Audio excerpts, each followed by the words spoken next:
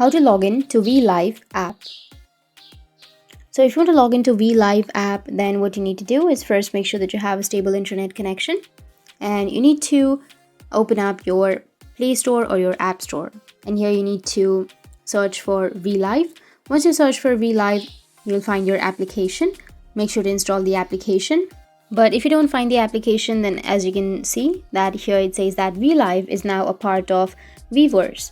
So VLive is unified with Weverse on January 1, 2023. So if you don't find the VLive application, then it's basically Weverse. You can go and search for Weverse and you'll be able to log into your Weverse, which is the same thing. So go and install the application.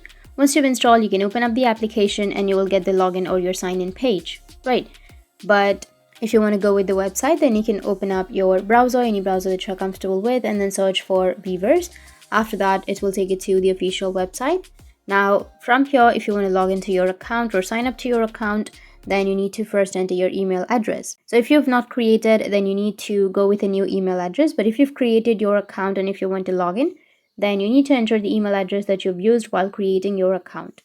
So enter the email address, and after that, tap on password, and here you need to enter your password. But if you don't remember your password, you can go with forgot password so that you can reset or recover your password. But if you remember, then just enter your email and your password.